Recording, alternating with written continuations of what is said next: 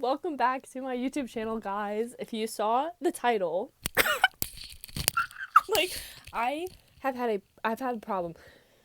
I manifested my dream apartment for 2026. Oh my god, bro, it happened on December 8th. Like everything went down, and I cannot wait to get into it because there are some crazy things that have happened to me in my life. I met my boyfriend on Tinder after going to the same school for 4 years in the same major with the same friend groups. We never met before 2 weeks before graduation on a fucking dating app. Two, I got my dream job after thinking that I found the right job, but then really it wasn't the best fit for me, and I got the actual job. Like literally fits every single box that I could ever possibly want for the job that I have and the switching career fields, whatever. And now this apartment is the craziest shit that has ever happened to me, and I've been holding it close and near and dear to my heart because it's just so special, and it happens so fast but so intentionally, and just everything leading up to it literally is I genuinely manifested that shit. That's not a woo thing to say. That's not a fucking crazy woo witchy thing to say. That is fucking real. Manifesting is just to manifest something, to bring a thought into reality. And there's more that goes into manifesting besides that, because it is related to your vibrational frequency, which again is a woo-woo thing, but it's more so visualizing yourself in a situation before it happens so that it actually happens. That high level, that's what that is, which is why I say thoughts becoming reality. Anyways, I need to get into this because I'm so excited to freaking tell you guys, and I'm really happy to be making another YouTube video because I miss this format. I miss being on video, and I honestly am going to try to merge my podcast with recording on YouTube so that it can be more like this style of video, because if you've watched back in the past for especially in the past year or so, I have been consistent with videos, and then I switched to the podcast, and then that I don't know, ever since then I feel like I've just been watering myself down by trying to fit these expectations that I'm putting on myself for how what I should be sounding like, and I don't know, I miss the old me almost. I miss just coming on here and talking, and I don't know, I enjoy watching videos of other people doing the same kind of thing, so I want to be that for you guys. And I'm happy to I want to build more of a community. I want to build connections with everyone. I don't know, I'm just I have so much energy because this whole topic is just so good, and I'm just happy to be on camera and talking, and it's just okay, so let's get into it. To start, this is all related. We're going to start at the very, very beginning of this timeline. This past year in 2025, on and off, I'd been do I just move out? Do I just get an apartment? Do I do this? My boyfriend and I were thinking about things, trying to sort out the living situation. I am very blessed to still be able to live at home after graduating college. And I feel like everyone else in this age group and beyond right now is what the fuck are you supposed to do? You buy a house? Where you pulling the money out of your ass for that? Or even if you put down a small down payment, then it's everything, just the word mortgage at the ripe age of 23 is something that I don't really want to learn about, which sounds irresponsible, but, and I know it's not actually that complicated, but just this conundrum of buy a house, buy a condo, but do you really want to do that? Do you want to put in the commitment? Do you want to figure out all the logistics with that? Or rent, but renting is wasting money, renting is not worth it, renting is dumb, blah blah blah blah blah, the best time to buy a house is yesterday. Bash my head into a friggin' wall. I am an engineer. I worked 4 years in college very hard to get a technical degree, because everyone said it'll make you a good salary and whatever, which is true. And still, I feel like you could be making fucking $150,000 a year and still feel how am I gonna afford a house? I don't know. That's just me. But this whole year has been do I buy a house? Do I rent? Whatever. And I had this aching to leave my home, which it's not because bad relationship with my parents or whatever. My parents and I get along very well. I'm grateful to be here. I love my room. I love everything. Even this little closet that I record in, everything. I do enjoy being at home. And I feel you still know, you get to a point where it's I just know that I need my own space, my own independence. And my parents want that for me too. Like I don't intend to be here until the end of time in my family home, you know what I mean? But anyways, it's just getting to that time to move out. But I bring this up because being so like, I don't know, whatever the whole year had me like, okay, stuck in indecision mode, like analysis paralysis of just like nothing was really actually going to stick. And part of this was because I could not find anywhere that felt like a good fit for me. And I'm a very picky person when it comes to like the vibe of a place. I'm not saying I need a mansion. I just mean I need like safe neighborhood, like a good vibe, just like clean, a good vibe, just like you know what I mean. If you're picking up what I'm putting down, like I'm just particular about the vibe. And a lot of the places that I saw with the availability, with the pricing, with whatever, it was just like either not worth how much it was or did not pass the vibe check or both. Like there was nothing. There was nothing in my short burst of searching throughout the year that had me like, I really want to live here and I'd be willing to spend my money on rent for a year for this.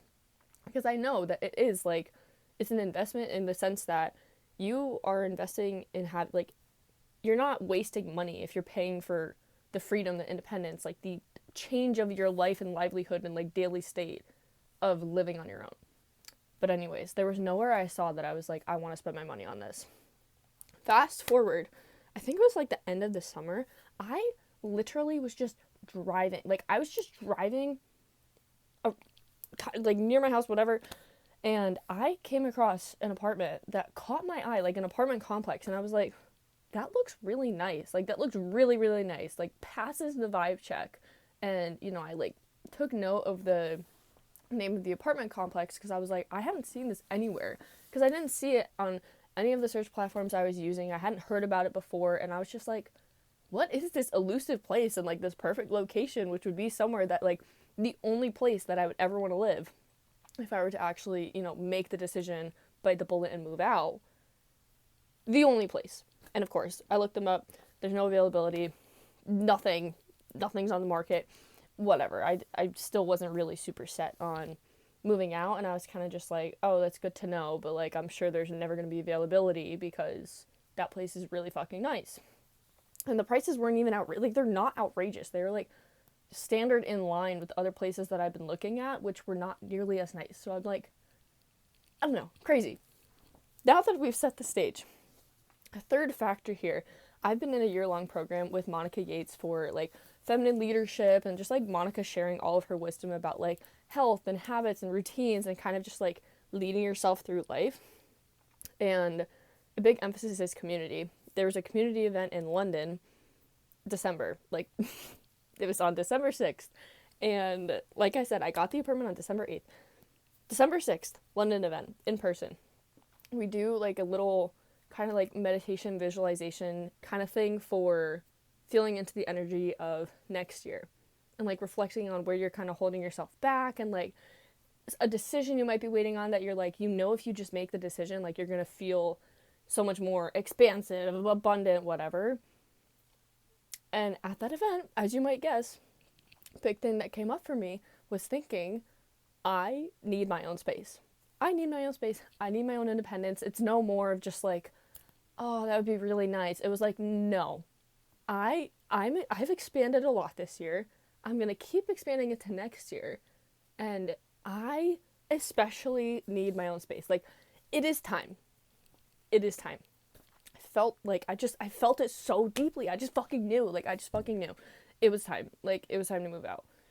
And let me just say, before this event, I didn't really think about moving out or anything like that in the week leading up to the event. I mean, I was kind of getting there where I was like, I really think that I should just actually make a decision to move out because if I could just go back and forth with myself, I could do that for infinity. I could do that for all eternity. I could do that for years. And something that I know is rewarded by the universe, by God, whatever you want to say, is making a decision. Like, there's so much power in just deciding, like, nope, this is no longer what I am, like, just accepting. I am ready for more. I am ready for something different. Like, this is the line in the sand. I'm drawing it here. So, inspo to get an apartment and like really full-fledged move forward with it started on the 6th, on that like in-person London event day. Okay, I was ambitious and I was in and out of London within the span of 4 days. I got there on a Thursday and I left on a Sunday. What the fuck is wrong with me? But anyways, so Sunday the 7th, I was just like, obviously traveling the entire day, and then got back and was just a zombie. But on the 8th, I was like, you know what?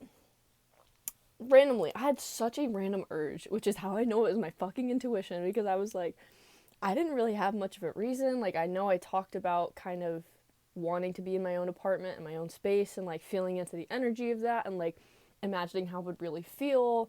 And actually that day, I took a note from the event as well, and I kind of spent a few minutes like sinking into the energy of just like being in my own independence, and again like how it would feel to actually live like in my own space. I did that practice once, literally once, and I need to chill. I did that practice literally once of just like feeling into the energy of what it would feel like to be living in my own space, or like have my own apartment, move out. That night was when I had the random intuitive urge. I was just like, you know what? Let me just call them. Let me just call the place, the one from the summer that I saw that was the only place I'd want to live. Like, let me just call them and just ask them. Just see if they have availability. Like, the website, everything online says there's nothing, of course. Like, let's just check. Let's just see. This is where it gets fucking good. You only had to wait 12 minutes. I called them. They didn't answer the first time. I leave a message. Whatever. She calls me back 20 minutes later. Sweetest angel of like an apartment leasing person. She says, I got your message, and I was like, yes, like, I'm looking for this kind of unit. I wasn't sure if it was still available. Like, I know it doesn't say available online, blah, blah, blah. But I just wanted to call and see. And she was like, oh, actually, someone just called today to say that they were moving out of that exact unit. And we actually have it in, like, one of the nicest spots on the site. It's, like, one of my favorite units. Yeah, and the move-in date is exactly when I was looking for.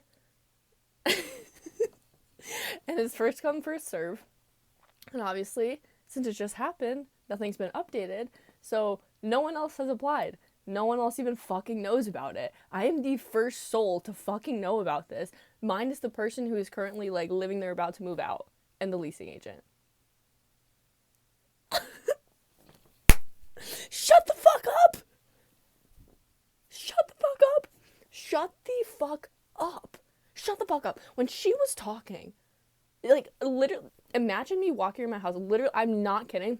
I was just like, I was freaking out. I was freaking out. And I had this feeling in my stomach where I just knew. This was God speaking to me through a fucking phone, being like, here you go. I was like, what the fuck? And I hadn't even applied yet. I hadn't even done anything.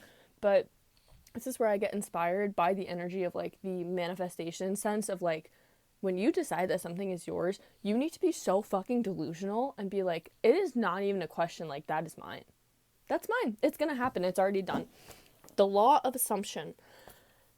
So, after that phone call, and after I nearly fucking shit myself on the phone call, I applied to the apartment. Like, my energy could not be contained for a solid 48 hours, because literally the next day, I got the notice that my thing was accepted, and I got the apartment. So crazy, guys. That's literally so crazy. Like, you cannot tell me, like, that is not fucking real. You cannot make this shit up. You cannot make this shit up. The one single place that I wanted to live, the one single place that checked all the boxes, that fit the vibe check, that I was like, wow, I'd really love to live there, but, like, they're never gonna have availability. The one day that I randomly decided to call, not 2 days after I, like, really committed to moving out, is the exact day that someone else moves out of the exact same apartment in, like, one of the best units on the site, and I get to move into it pretty much exactly when I wanted to move in. That's not real. That's not fucking real. Like, flabbergasted. If you ever doubt and deny if something incredible and miracles like that can happen, stop. Because I am a living example of how things can work out so easily for you, like miraculously. Miraculously. No, this doesn't work for every single situation in life, but if you are like completely closed off from the belief that things can work out for you really easily, I promise you, things are never going to work out for you really easily. It takes a level of delusion and commitment to being like, nope, it's going to be mine. And I have honestly been blown away time and time and time again by what the freaking universe does and what God can do for you in terms of how things get sorted out. Like, do you know how many things had to fall into place for that to happen? The person who is living there now, like, they have their, like, that is a whole other just like timeline of existence of someone else's life where that has to perfectly coordinate with the day that I randomly decided to call. Like, do you know how many strings had to get woven together for that to happen? And we struggle to believe that, like, we're taken care of, we're provided for. Bitch, God wants to help us. Like, the universe wants what's best for you. We're the only ones who stop ourselves from thinking it. Because we're just so used to, like, the negativity and just expecting things to go wrong or always having to prepare for, like, worst case scenarios. But, again, I have been shown this is like the third of 3 big fucking miracles for me that I'm like, holy shit. Holy shit. That's crazy. That's literally fucking crazy. And of course, confirmed, that apartment complex does not have move outs often at all.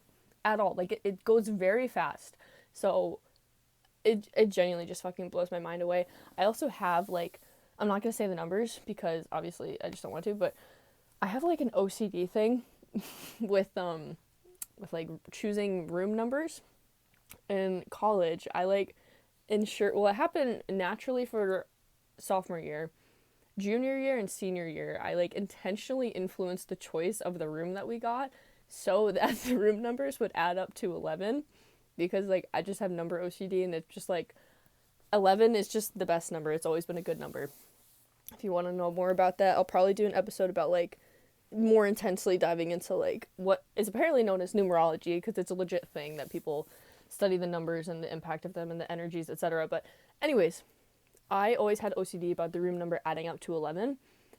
And on the call, at first she told me the wrong room number or the wrong like unit number, but the first one that she said added up to 11.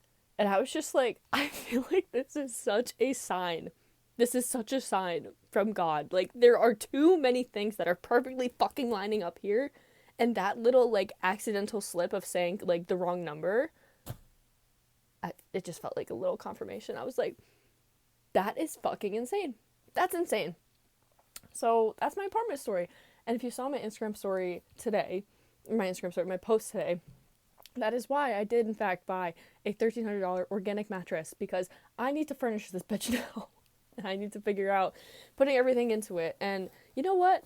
I could have listened. There are 2 options for me. I can lean into the, oh my God, it's so much money, like so much more money than I'm spending living at home. I have to furnish it. I have to buy my own food and like whatever and make sure like blah, blah, blah, blah, blah. Oh my God, it's not a good investment. It's not smart with your money. Blah, blah, blah, blah. That's the option of scarcity, of listening to what everyone else has to say. Everyone else who is not me, nor do they have my internal makeup, nor are they nearly as impacted by their environment as I am. Why am I listening to any of that? That's the first option. Second option is to say, thank you, I don't give a shit what anyone else has to say. I know so deeply that this is like literally the best thing I can do for myself, especially moving into next year and especially after everything that's happened this year, to give myself like the spaciousness, the peace, the independence, just like the sense of just like sovereign peace and like being entirely self-sufficient, providing for myself. Not that I don't do that to an extent at home, but like, I don't know, anyone else who lives at home, like if your parents cook one night, like you're not buying groceries the same as you would when you're like living at college completely on your own. Like, you know what I mean? I'm just craving the sense of like being self-sufficient. And even though it's like, oh, more money or whatever, if there was ever an environment in which I would feel the capacity, mentally, physically, energetically, emotionally, spiritually, whatever, to open myself up to more abundance, to more financial wealth, like opportunities, it's gonna happen when I completely change my environment and I align myself with the exact environment that I know that I need to bring those things in and to have the space for it. So is it a dumb decision? Is it a dumb decision? Or am I just a fucking super genius who's thinking ahead? Just a girl. But seriously, I'm so unbelievably excited. I'm so excited. I could combust. I could literally combust into a tiny little ball of flame and just freaking shatter myself like glass. Because when I tell you, seeing that acceptance email, I left my body and I went to the spirit realm and I did a backflip and I came back. Like, you have no fucking clue. I was so excited. Whew. And even still, extremely excited. So yeah, that's the apartment story, and I'm really, really, really fucking excited. And moving forward into next year, I don't know about you guys, but New Year's reflections, I have had the opportunity to, like, and Monica's done some stuff, like, other people, Sam Daly made, like, a free guide. Like, there are people who I follow who have made, like, the New Year's guides, and I've used them. They're not bad at all. My problem is that when I go into, like, a reflection of this past year, which is a lot of the first steps that I'm being prescribed by all of these things, and honestly, just a good thing to look back on the year before you just whisk it away. But when I go into reflections on them, it takes me so long. I don't know if I just have a problem and no self-control, but, like, I could literally write a fucking essay for every month of this year, it feels like. Maybe not every month, but it's like so much happens in a year that if you try to do, like, all of this cumulative reflection at the same time and, like, go through month by month of your camera roll and, like, remember everything that happened and, like, lessons you can take from it, it can literally take you, like, a full fucking count. It could take you a whole year in itself, I swear to God. And it's just taking me forever. But I'm trying to condense the reflections and actually focus my energy towards, like, the new year, because I don't think that you need to have, like, it's not like you can only rebrand yourself or, like, have new habits when the year changes. You can do that at any point, but it's absolutely true that, like, we as a collective group of humans on this earth are all experiencing the exact same kind of, like, change energy at the same time, and that's not something that's just, like, meaningless. Like, we can all feel the impact of that kind of change, and it's a really good opportunity to just, like, feel the cleansing and just, like, leave the year in the past and, like, move into next year with fresh intentions and a fresh start. And I feel like, who doesn't like a good opportunity for, like, a nice fresh start, for something to just feel like wipe the slate clean a little bit, just, like, tidy up, just leave everything behind and kind of just move forward into the next year with, like, what you've learned and what new things you want to do. You know what I mean? So in reflecting on this year, reflecting too long, I have learned a lot. I feel like I have gone through about 1,000 fucking internal shifts and up levels and whatever. And by that, I just mean, I feel like a lot of old stories, like the people pleasing, the doing too much, the thinking that I'm, like, not qualified to be talking online, or the imposter syndrome. A lot of these ways of thinking have kind of just shed and dissolved, and they've kind of been cleared out. Part of that is from, working, like, with my first one-on-one mentor and kind of going deeper into these kind of thoughts that run my life and, like, just, like, the little things like that. I've definitely shed a lot, but none of it has made me less authentic. Like, it has brought me back to being more of myself. That's the thing with any kind of, like, personal development work or, like, a spiritual journey, whatever you want to call it. Like, we're all talking about the same thing when it comes to just expanding your self-concept and leading more into authenticity. All of it should bring you back to a sense of, like, I feel more like myself. That's the work to be done. It's all shedding. It's all, like, reprogramming the baseline layer that we've all been given to actually suit your life the way that you want it to look, rather than just living it on other people's terms and the stories that you grew up with, or all of these mentalities that you've just kind of absorbed from other people that don't actually belong to you. So it's been a big year of like the shedding. And when so much transformation happens internally, it's hard to acknowledge it as clearly or for it to feel like it's as meaningful, even though the internal work absolutely needs to come like often before all of these external shifts can happen, because so much of it is tied to the self-concept of what you believe is possible for you.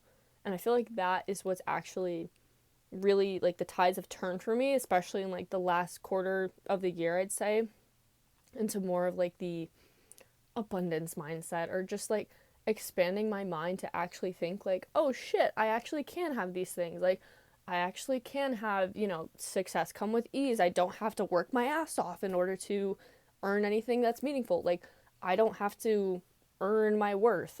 A lot of these things. A lot of it's actually shifted. And if you're someone who's like gone through this year and you've shed a lot too, or maybe it doesn't even matter who you are. Everyone should at least take like even 5-10 minutes to just reflect on this year and just like acknowledge how far you've come. Like, where were you a year ago? Where was I a year? What the fuck was I doing a year ago? I was making a YouTube video sitting on my bed, filming with the same freaking tripod. I actually had to use the tripod for for a video for work the other day, for like supplementing training footage to put into our clients' videos anyways. And pulling out the tripod on the job site made me laugh so much. But anyways, last year I was like recording a video talking about how crazy 2024 was, and now this year I'm talking about how crazy 2025 was, and how, my apartment and the shifts and everything. I've realized a lot about myself and how I want to be showing up on social media. This was the first year that I started posting publicly on my Instagram, as in like using my OG personal account to be posting on Instagram. That's kind of fucking scary when you think about it. Now I don't bat an eyelash. I don't care. I'll post whatever the fuck I want on that. But before, it was like, I forget that was a scary thing. I've actually overcome a lot of things. I've put myself in places that didn't really feel like they were in my comfort zone, but I knew that I should do it anyways. Like going to the London event and going to in-person things and trying to just meet new people. I reunited with an old friend back from like middle school. I fucking love her so much. I love her so much. And do you know how we got reconnected? From me posting my fucking yapping Instagram stories. And like her, talking about resonating with it or appreciating it, whatever.